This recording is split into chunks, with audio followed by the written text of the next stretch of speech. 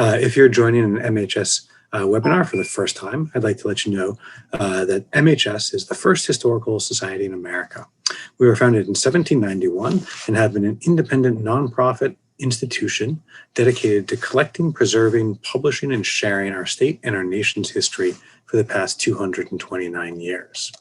During the COVID-19 pandemic, we have taken to hosting virtual events, and we have online programs planned for the rest of the year. Next week, we will host Peter Onuf from the University of Virginia and Annette Gordon-Reed from Harvard University, who will discuss Thomas Jefferson then and now. We are, of course, able to bring you all of these online programmings thanks to the support of our members and donors. If you are not a supporter of the Mass Historical Society, I would suggest you consider visiting our website, masshist.org, and going to the support button and becoming a member or making a contribution if you are able. Of course, during our COVID pandemic, we have also shifted to hosting online exhibitions. And this year we have opened our first ever online exhibition, which will be the subject of this afternoon's program.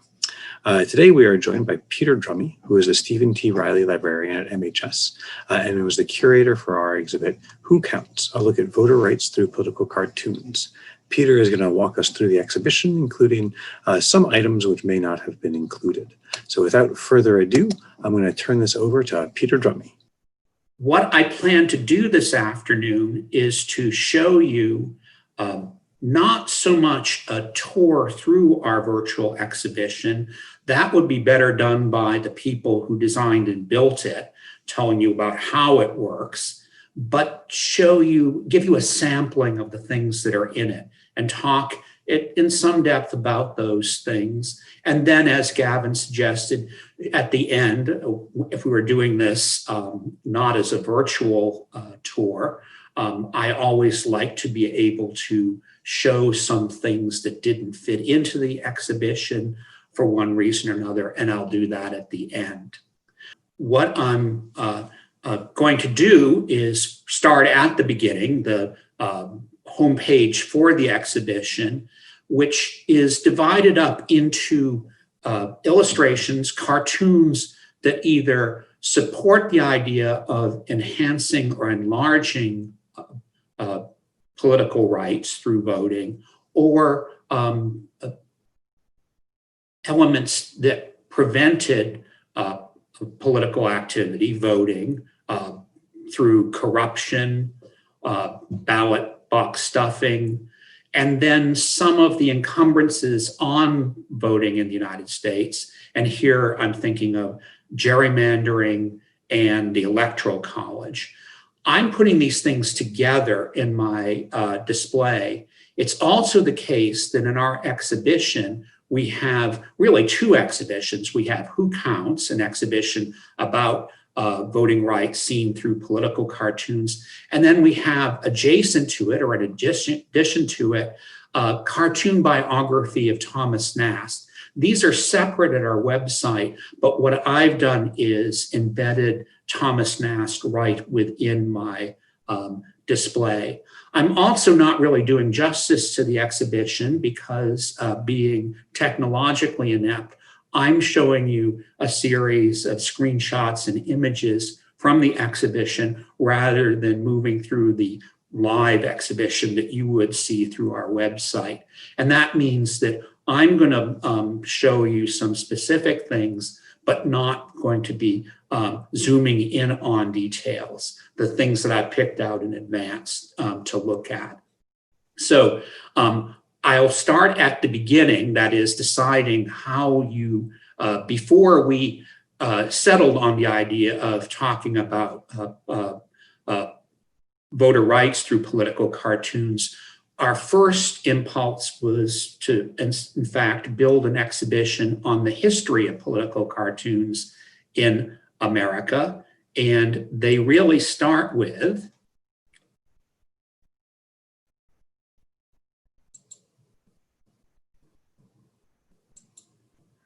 this image. This is not the famous cartoon Join or Die that Benjamin Franklin put in his newspaper, the Pennsylvania Gazette, in the 1750s. But from about 10 years later, when the image was reused in this paper, this is announcement of the publication of it, and what this is used as the masthead illustration of it. So this is the beginning of political cartoons in America. We also, you would say, why not use this image? After all, this is the sort of primary political cartoon image from colonial America here in Massachusetts, but we just celebrated the anniversary, the 250th anniversary of the Boston Massacre, just before this exhibition was scheduled to start. And we had used this image so heavily in that we didn't think we could revisit it again. Probably the most famous political cartoon generated here in Massachusetts is the Gerrymander cartoon from 1812, the manipulation of voting districts and the 1812 elections here in Massachusetts. It's our gift, the gift of Massachusetts to the political lexicon, the international political lexicon of political science. And this speech is featured in our exhibition, but we didn't in fact start there. In fact, we used a Thomas Nast cartoon from the contested election of 1876. This is the where the Hayes-Tilden election, which was decided by an electoral commission after the voting. An electoral commission made the decision of what votes would count. So this is Nass protesting that after being abused, the right to vote was sort of set aside to settle the election. And it's an example of what we were trying to get at in our exhibition. Now, we've added to the exhibition, the virtual exhibition, two sort of explanatory essays, if you will, about how to decipher early political cartoons, because they have a lot of imagery and they're very foreign, at least at the start, to a modern eye. And then looking in close detail at a specific, complicated and wonderful cartoon protesting against violence against Black citizens in the South in the period of Reconstruction. So if I go ahead and we'll just look at for a minute at deciphering political cartoons. And again, we start out with this image by Thomas Nast. And what you're seeing here is a drawing of a ballot box, which was designed in the 1850s to defeat attempts to stuff the ballot box. That is, what you're looking at is a blown glass bowl, that is, making the contents visible so you could tell that there weren't any votes in the ballot box before voting began, in a wooden frame. And this was a good government attempt. This is at the time of open voting. There was no secret ballot for another 30 years, but at the time it was an attempt to reassure people that their votes were really going to count, that there wasn't ballot manipulation before an election began. And over time, this ballot box becomes, I think, what sort of symbol used by Nast and other cartoonists as a symbol for elections, and not simply fair elections, but elections in general. So if we go forward, political cartoons before and during the Civil War are often very complicated. They contain all sorts of their static figures with bubbles showing lots of text and imagery that has to be sort of defined and identified. In this instance, this is from the 1864 election when McClellan ran against Lincoln. This is the Democratic platform, the Chicago platform, and it's a literal platform for the Democratic Party in the election of 1864. And here you have two-faced General McClellan. He's both an anti-war and the Civil War candidate, but he also is running on his record as a military leader. So he's sending mixed messages, and his platform, his very shaky, broken platform, is held up in the rear by the Devil and Jeff Davis, and at the Jefferson Davis, and at the front by Copperheads, that is, Democrats who are understood to be Confederate sympathizers in the North. All sorts of imagery takes place here. The character on the right, a Democratic supporter, is the immigrant, probably the image of the Irish immigrant with simian features carrying a club or shillelagh, willing to be violent in support of his candidate. And then the Union soldier on the left is protesting McClellan's attempt to sort of bring these two disparate ideas of military record and peace with the South together in his platform.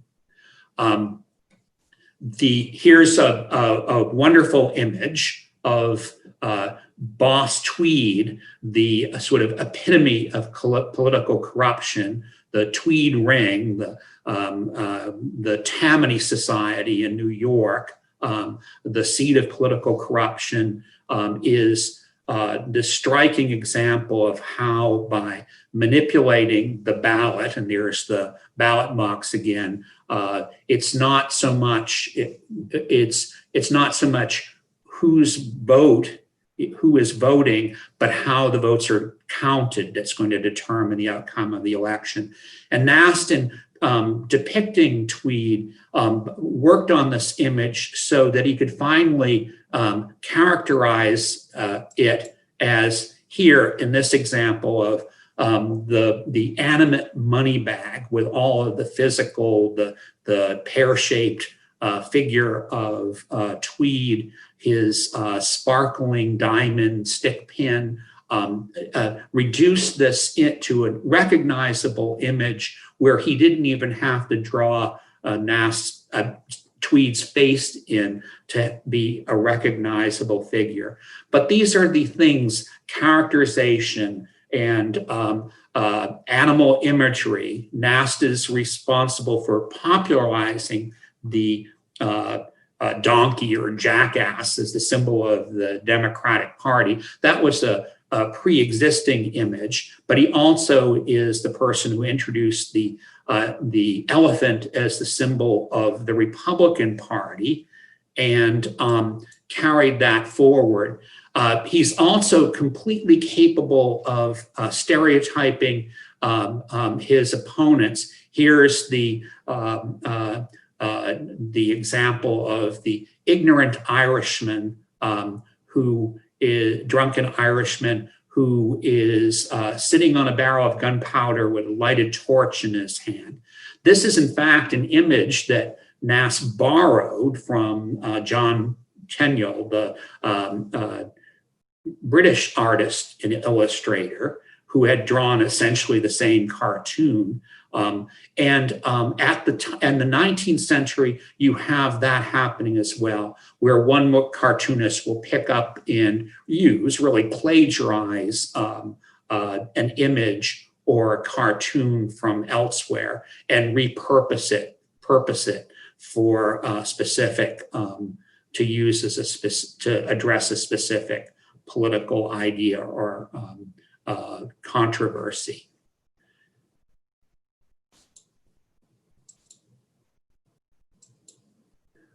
Stereotypes can be both positive and negative. This is A.R. Woad celebrating Black suffrage after the Civil War, but he has like the all the possible male voters, Black male voters, the lined up together. The third person line there is wearing a military uniform, so has. But these are, it's a problem with cartoons from the 19th century and viewing them. It is there. One of the problems is even what were in the 19th century positive stereotypes can sometimes shock or dismay us today. So there's necessary to put a cautionary note on our exhibition to warn people that this imagery can be very powerful and very negative from the 19th century, and it's worth being aware of it. So these are all by way of background and introduction to our exhibition, and then to to take this and show people how to address a specific cartoon. This is a cartoon that Thomas Nast, and you're going to find as we go forward, just to keep this thematically connected, I'm concentrating on the Nast cartoons in our exhibition. There are many others, but it is the case, this is probably the most important cartoonist of the late 19th century and had an enormous influence. And it's simply the case that he's very well represented in this exhibition. This is a cartoon that Nast drew in the aftermath of a bloody massacre that took place in New Orleans in the summer of 1866 in the early period of Reconstruction. And what Nast has done is shown King Andy, President Andrew Johnson, as a Roman emperor surrounded by his members of his cabinet and outliers, gazing down into the arena where the New Orleans police force, here labeled, and it's sort of hard to see, I'll show you this in close-up in a second, where they're massacring Black citizens of New Orleans in 1866. Nast didn't actually draw this cartoon until months later when an official report about what had happened in New Orleans came out. And in that time, it allowed him to draw in an enormous amount of detail into this cartoon. So you have Andrew Johnson, who Nast loathed as a sort of everything that he thought that the Republican Party had stood for was defying everything that Lincoln, the Republican Party, had stood for during the Civil War, was being overturned by Johnson and his henchmen. And so the pillars above, on either side of Johnson, who's the emperor seated in the middle here, on one side it's New Orleans, on the other side it says Memphis, which was also the site of an anti-Black atrocity in 1866. But Nast is surrounded by members of his cabinet and the attire of of Roman senators or advisors to the emperor. There's also it's also interesting that because of photography, Nass could be confident that the audience that he was reaching in Harper's Weekly, which was immensely popular, would be familiar with these images. They wouldn't need further identification. They could be dressed up in Roman attire and people would still be able to recognize them from their facial features. But let me just look more closely at a couple of the parts of this image. This is the lower left-hand corner. And what you're seeing in the leftmost corner is Ulysses Grant, General Grant. He's staying the hand of General Philip Sheridan, who's standing behind him, who has drawn his sword. Nast is implying that the anger directed at the president could be dangerous, as it had been in Roman times. Sheridan had been the military commander in Louisiana and Texas and was not in New Orleans when the attack on Republicans, including former enslaved people and Black citizens of New Orleans, took place. And when he returned to New Orleans, he described what had happened as an absolute massacre.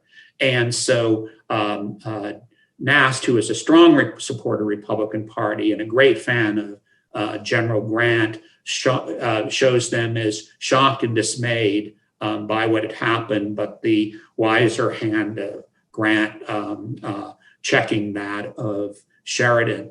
On the other side of this, just below the president, these two figures, these two odd figures, sort of one seems to be seated on the lap of the other. There, in fact, the previous summer, there had been a sort of unity convention in Philadelphia called the Hand in Hand Convention at the time, because representatives from the North and South met in reconciliation there and walked into the convention together. And these two figures are James Logan from South Carolina and Darius Crouch from here, Massachusetts, both Democrats, but they represent the Nass attack on the Democratic Party as being both the Democrats who had been loyal to the South, Confederates during the Civil War,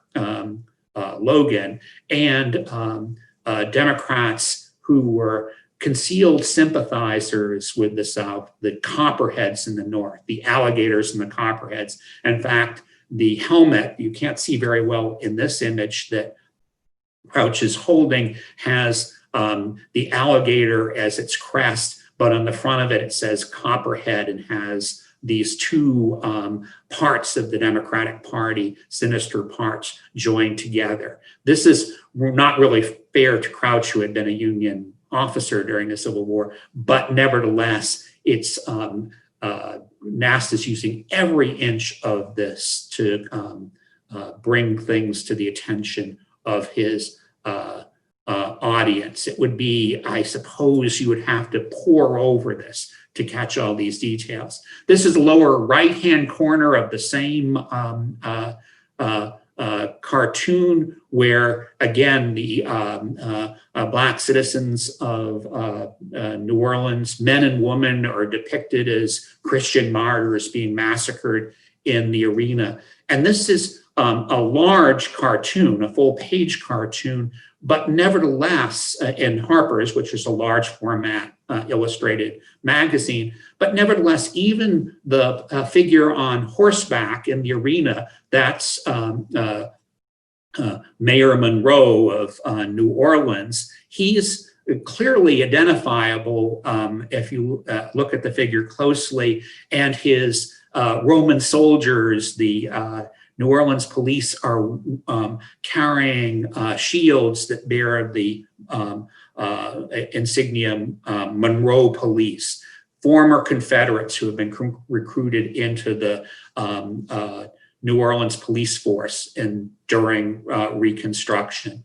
And even up in the above the arena, almost all the figures depicted there are people who would be identifiable. In fact, Nast has drawn in people who were in favor of Reconstruction, who are sitting in dismay and essentially powerless to do anything to stop what's happening. And last but far from least, the mustached soldier in the left-hand corner of this close-up, that's George Armstrong Custer, who had accompanied President Johnson on a railroad whistle-stop tour around the United States. And again, Nast has depicted him as sort of a follower of the president and a Praetorian Guard, in using his Roman analogy.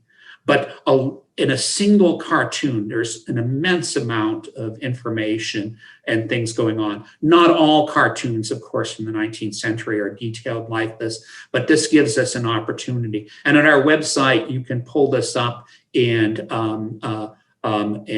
it will identify who people are or what the things going on. All the sort of things I was just telling you will be revealed right within the description of the cartoon.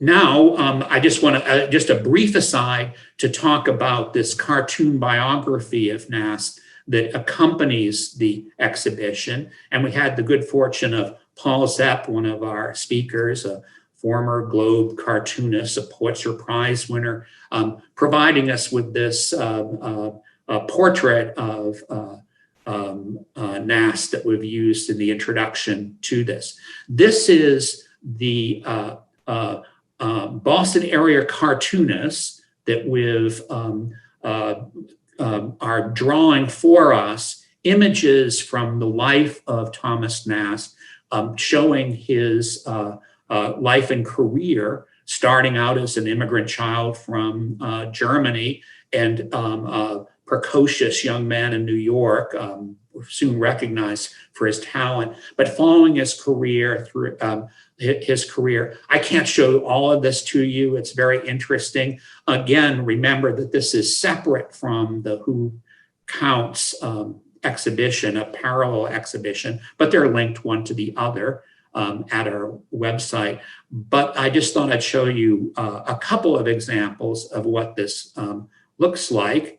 And the first one is in the Reconstruction period, young Thomas Nass, the artist illustrator for Harper's Weekly, goes to Fletcher Harper, the publisher of the Harper's, and proposes a Thanksgiving cartoon that will bring show all immigrants to America sitting and dining with Uncle Sam, in a kind of an image of Thanksgiving dinner, but putting a different cast of characters in it.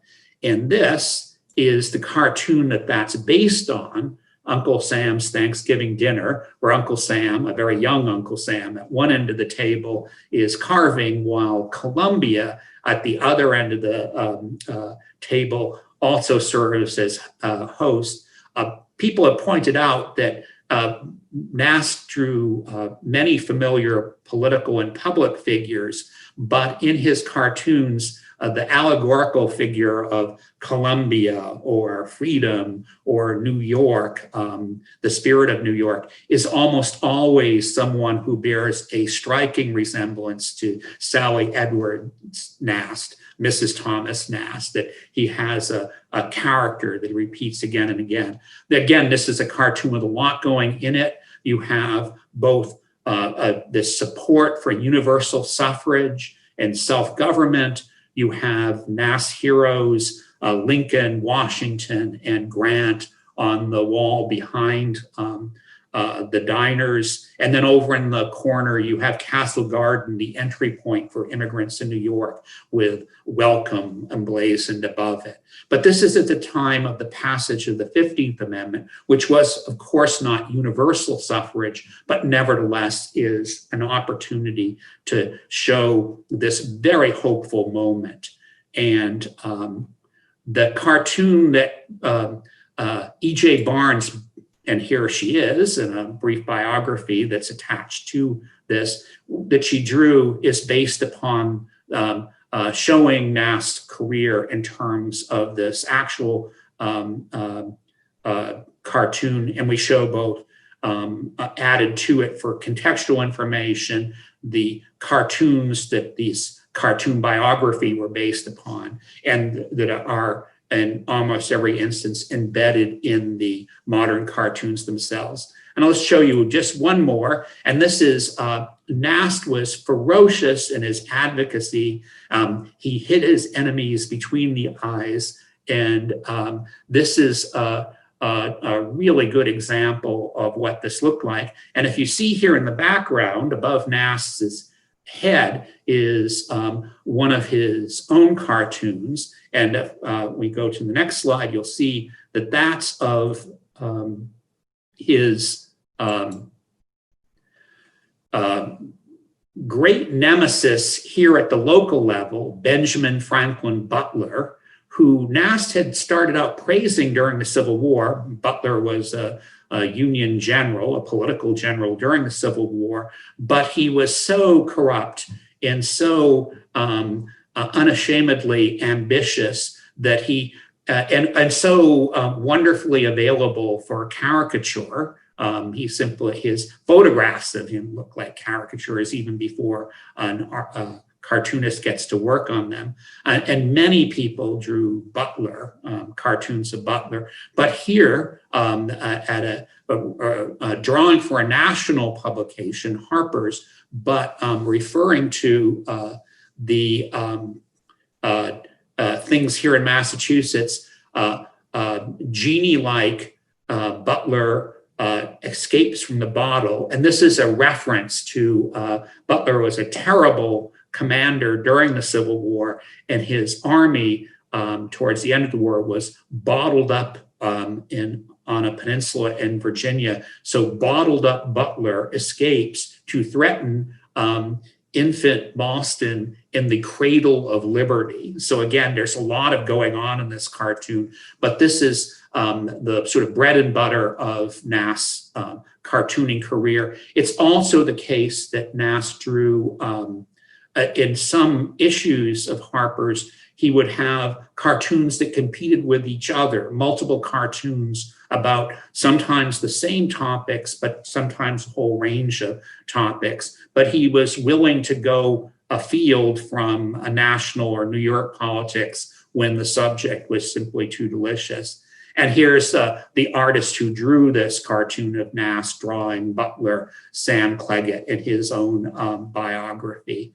But this is a very long-winded introduction to what's actually in the Who Counts exhibition. And that's a series of these essentially cartoon essays on different aspects of voting rights, starting with they're not organized, they're organized in general themes. I've taken things out of order and not addressed all of them. There's simply not time to address all of these themes. But here you have a political corruption as a bar to voting rights. And of course, Boss Tweed is the sort of emblematic figure.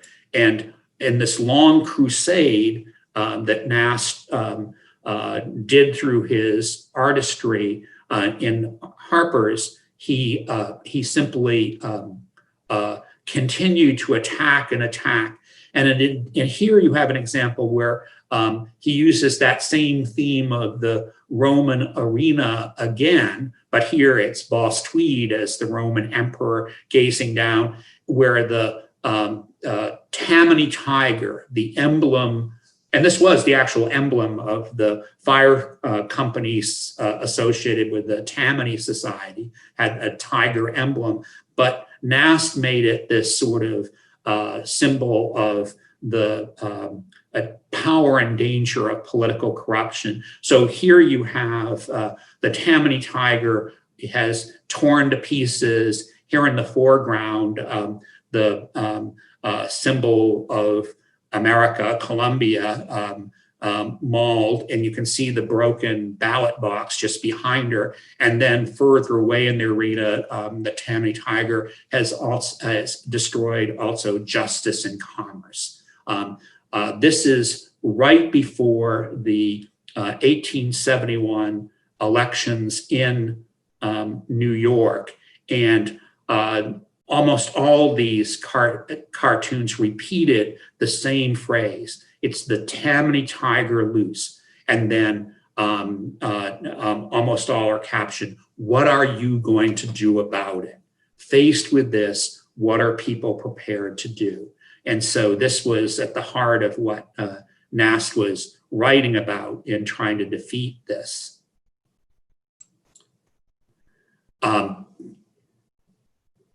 voting as a civil right, the sort of other side of that, sort of positive images and supportive civil rights. We've seen a couple of these already, but going back to during the Civil War, and another Nass cartoon, the Civil War, where Columbia gazes down on the left. This is double page spread from Harper's, so two very large cartoons. They're not really cartoons, they're more images to point to a theme than the sort of what we think of traditionally as political cartoons. But on the left, Jefferson Davis and Robert E. Lee and other Confederates petition for a restoration of their political rights, where on the right, here you have a disabled Black veteran of the Civil War who has no voting rights. So how do you balance these sort of contradictions that people have before them? This would be right at the end of the Civil War. And then going forward, sometimes Nass was able to sometimes connect things together. Here's a monument to white supremacy, and it's hard to see exactly what's going on here. In fact, it's a smallish cartoon for all of the things that are going on in it. This is from 1872, when what's happened is Horace Greeley, a liberal Republican, is running as a candidate against the re-election of President Grant. And what he's done is allied with Southern Democrats. So you have this combination of liberal Republicans and Democrats sort of working together. And what Nast is attacking them in both lines together. So what this is a monument to white supremacy, and that's actually a term used in it. So the Democratic Party, the white supremacist party, is built on the base of slavery. And then if we look at a little more closely, the base of this monument is the Tammany Ring. So you have Northern Democratic political corruption combined with Southern white supremacists in this. And the Ku Klux on one side of the monument, and you can't see it very well, but it would be the Tammany Tiger would be 90 degrees from it. And where Horace Greeley, the fusion candidate against Grant, comes into the story is he had a trademark white duster coat and white hat that he wore, made him identifiable. They were useful to cartoonists who could, by drawing them, could make it clear who they were referring to. So what Greeley has done is climb to the top of the monument and put his white duster and white hat to cap the climax of this monument to white supremacy. And then below him, there's a whole laundry list of combined racist attacks on free Black people in the South, and looking back to the terrible race riots in New York, the anti-draft riots in New York City during the Civil War, that are also listed there together. And this is all this sort of minute detail. Greeley was famous for writing pamphlets that always seem to be titled, "What I Know About One Thing or Another." So that's what's in the pocket of his duster, which is what I know about the capping the climax of this monument, which he's doing with his coat.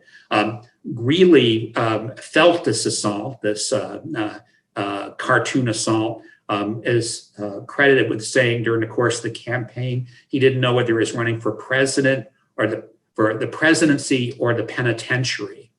In fact, when he was badly defeated, Nass gloated in a cartoon right after the election, showing Greeley being carried on a stretcher from the voting place after his defeat in the re-election of Grant. Greeley died a few weeks later. So going back to that Cleggett cartoon, Nast was someone who was unforgiving and relentless and tried to strike his enemies almost always on behalf of the Republican Party and hitting the Democrats or whoever else was in opposition to them, including liberal Republicans as well.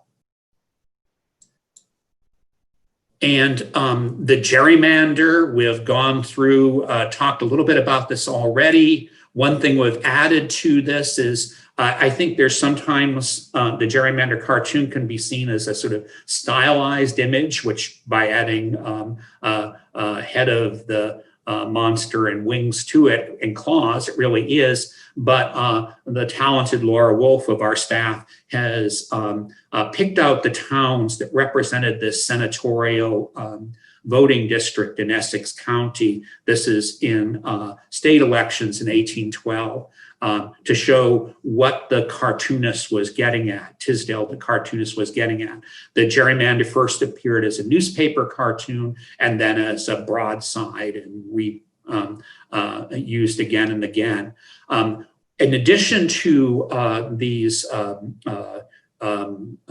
modern cartoons used in the biography of Nast, our Boston area cartoonists have also taken off on these themes from our exhibition. So associated with this cartoon is E.J. Barnes again, who has drawn the essentially gerrymandered congressional districts around Boston as they now exist. And some of them actually make the original gerrymandered district look quite rational and logical by comparison. These are the present day congressional districts around Boston. And another cartoonist,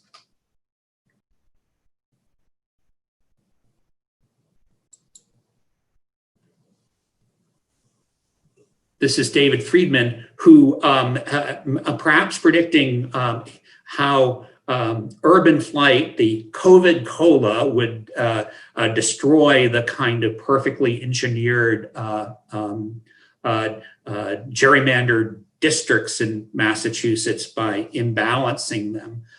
But a present comment, this was a cartoon he drew back in early in the summer of what might happen during the present crisis. But again, drawing upon this longstanding imagery in political cartoons. And I'll just end by just going through one thing that I don't think we think enough about in terms of political cartoons. I think the tendency in modern political cartoons is to see them as sort of advocacy of good government or attacks on forces that work against good policy. The women's suffrage movement is actually an interesting example of the use of cartoons, and we have very good in our exhibition. We have very good cartoons supporting women's suffrage. But I think what's important to remember is there's a whole kind of existing body of anti-woman suffrage cartoons that are very popular and very widespread, that the pro-suffrage cartoons essentially have to struggle against. And these are two examples of cartoons drawn by a woman cartoonist, Laura Foster. I don't think you can necessarily know where someone is going to come down on an issue based upon a background or, in this case, even gender. But in terms of this is a cartoon not in our show. This is Nash sort of demonstrating that he was not sympathetic to women's rights. This is titled, it's too small to see, but it's titled, "Get Thee Behind Me, Mrs. Satan," which is Victoria Woodhull, an early advocate of a whole range of reforms and a candidate for office long before a woman had voting rights, but someone who put herself forward. And again, Nast sort of hitting very hard. We decided actually not to use this cartoon, but to use another from the same period, which is this one, and it's hard to see in this intensely detailed drawing. I'll show you close up in a minute. This is Cirrhosis, a women's professional club founded in New York after the Civil War, and Charles Bush, a young cartoonist, just at the beginning of his career, satirized and caricatured it in Harper's, which was a progressive magazine that was not if not in the forefront of pro-women's suffrage activity, certainly had sympathy for the movement. But what you're seeing is how stereotyped this could be. This is, in this instance, this is the people speaking, the speaker's platform, which has hard to see, but in the upper right-hand corner, portrait of Joan of Arc, and then the list of heroes of this movement behind the speakers are Hypatia and even Pocahontas. And then can't see it here, but over in the left-hand margin of this cartoon, you have here a man taking care of a child being led around on a leash as during the course of this, and further over in the left-hand margin, men exiled to childcare on the sidelines of this women's convention.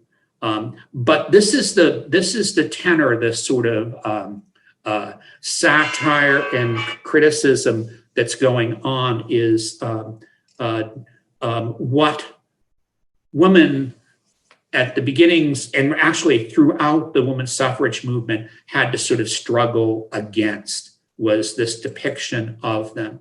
And I'm just going to close with a couple of examples of how cartoons, and I'm taking these from this women's suffrage cartoon section of the website, how cartoons get repurposed, and sometimes in how they're recaption lose sight of what the original intent of the cartoon was. This is a wonderful cartoon that's used. It's one of the few cartoons that's used as an example of promoting voting rights for Black women in America.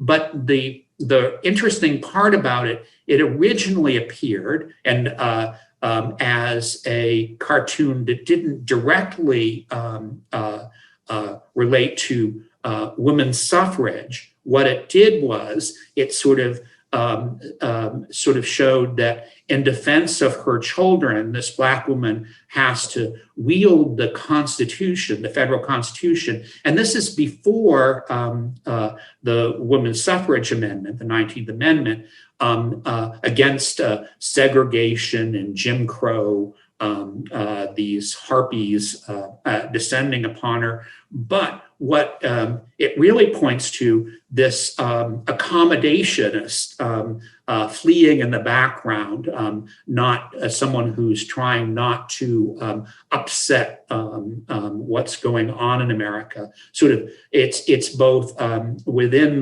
this is in the NAACP publication, The Crisis, a sort of criticism of accommodationists in the struggle for Black civil rights and what it was necessary to do. But then in the during the women's suffrage movement, as it came to the fore, the same cartoon is relabeled.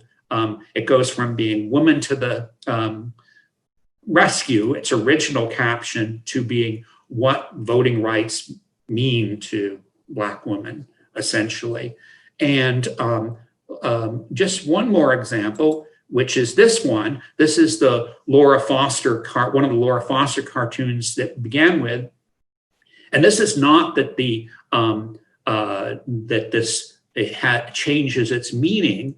Life magazine, which its title later on was used for what we understood, the 20th century photographic magazine, Life, but its origins were in this magazine. It was more like the New Yorker of the late 19th century, so tended to be sort of snarky about just about everything. So they have this cartoon where women suffrage advocates are pushing men off the spinning earth, which is anti-suffrage cartoon. But what's really going on here is the earth, spinning earth became sort of a symbol for Life magazine, the old Life magazine, that used the same symbolism again and again. Someone was getting pushed off the earth almost every week, or some force was at work upon it.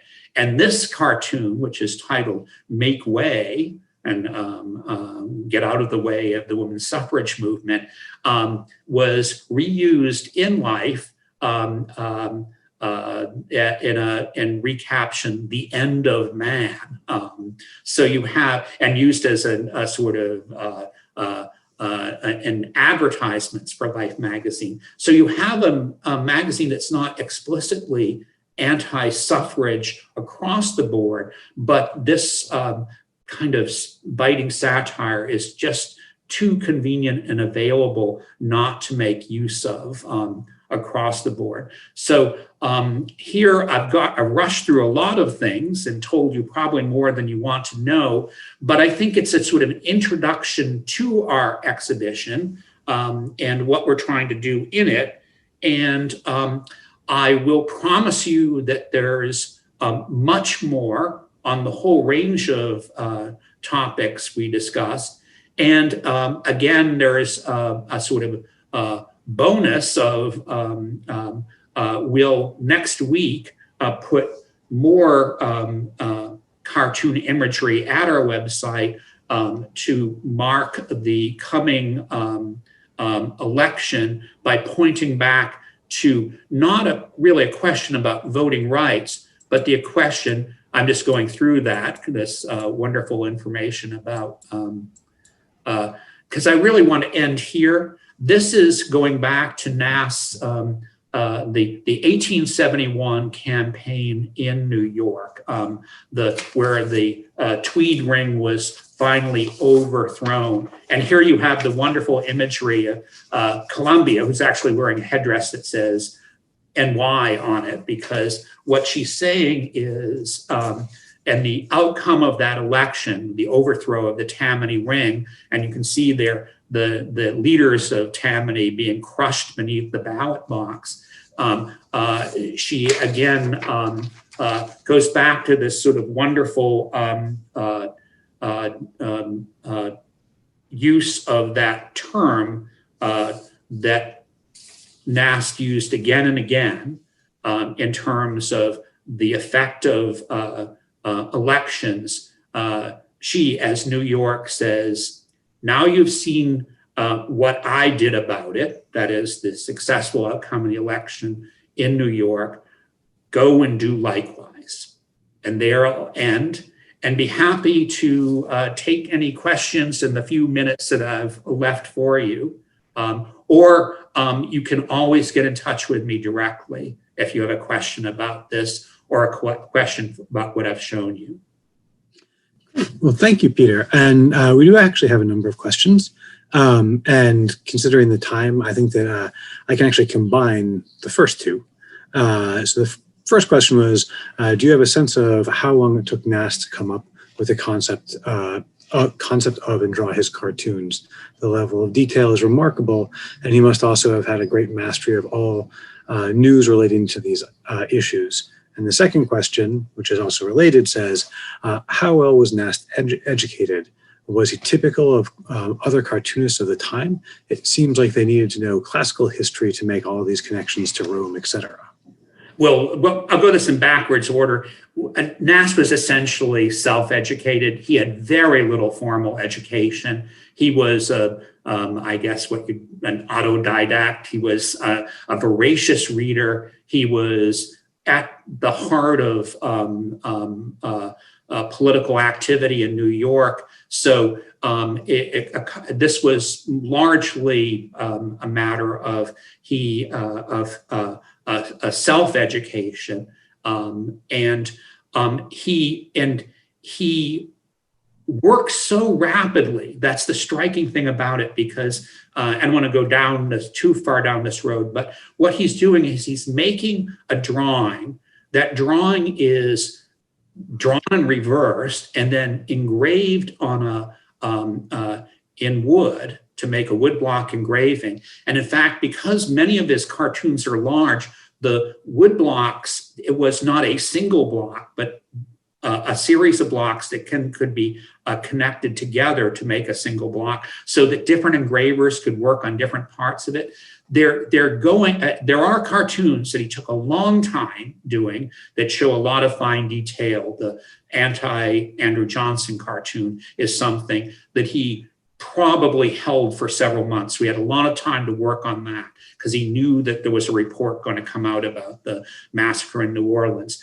But I think in the height of the political campaigns, he was turning these out on a weekly basis, and not simply a single work. He'd very often have a title page or a double spread illustration. And then he had small illustrations like the ballot box illustration as small cartoons that usually appeared on the last page. So that's often several, but sometimes as many as 5 or 6 different cartoons in the same issue. Now, almost always they were hitting the same theme, because that's what made him where his real power came from.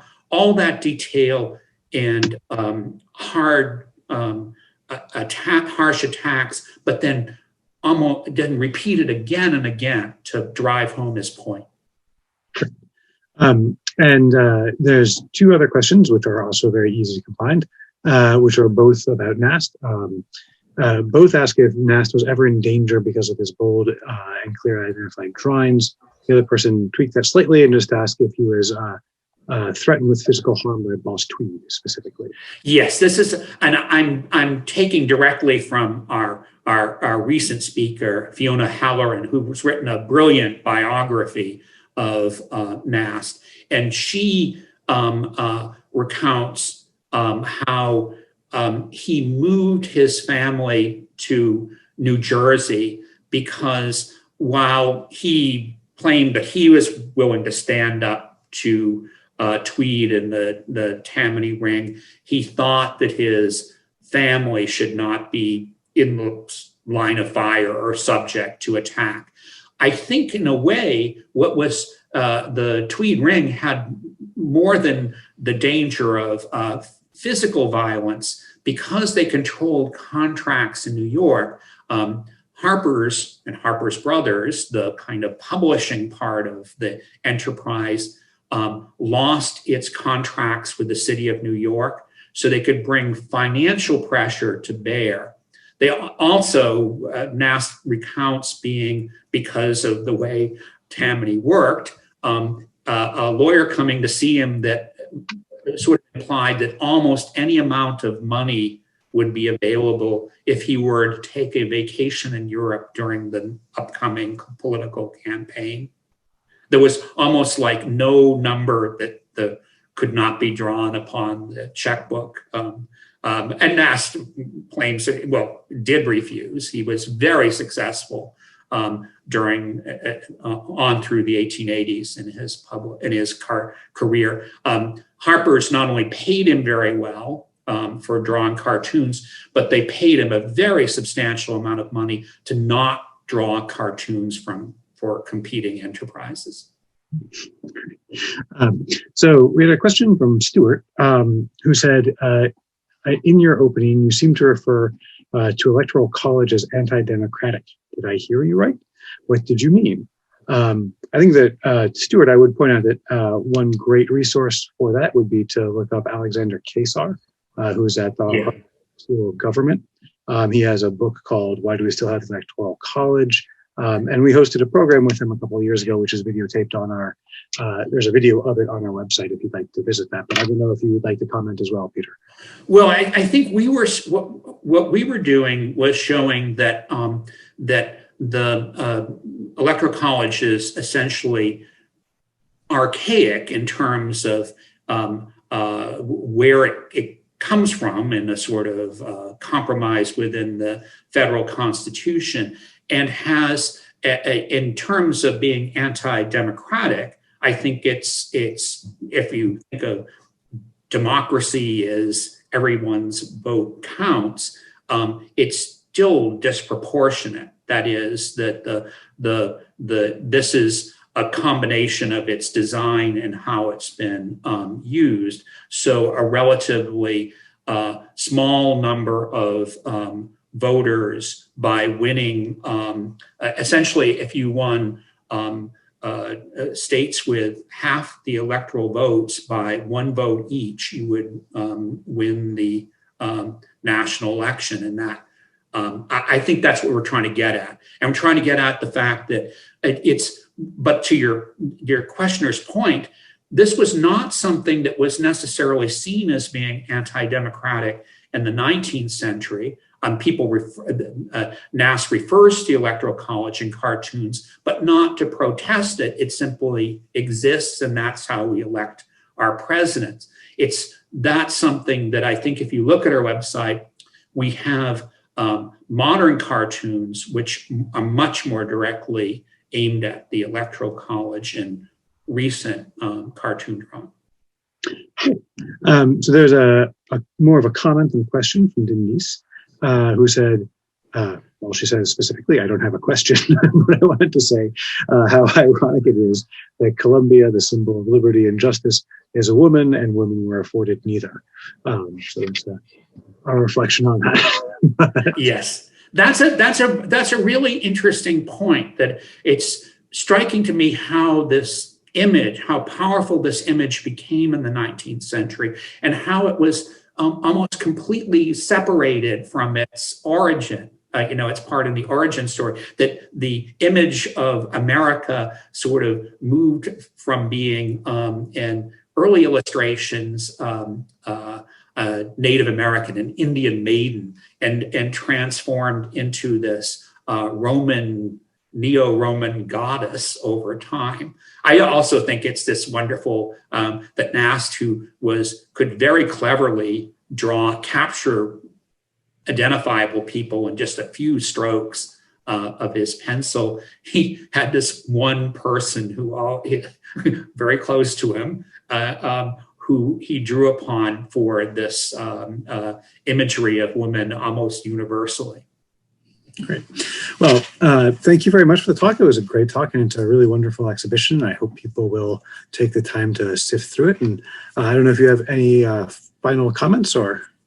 Oh, I just say that that to think about that Nast drew cartoons in elections that really mattered at the local level in New York City. This battle with Tweed, and then outside the scope of our exhibition, which deals with voting rights, but is in 1884 in a very closely fought election. It was decided by 1,000 votes in New York.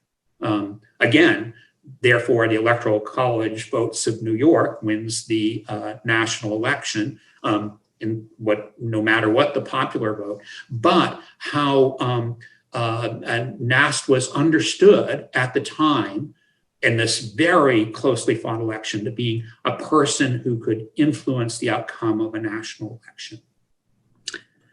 Great. Well, thank you very much. And I hope thank everyone for attending. And I hope everyone has a great rest of the afternoon. Society is able to host programs like this thanks to the support of our members and friends. And if you would like to support programs like this, I hope you will consider becoming a member. Thanks.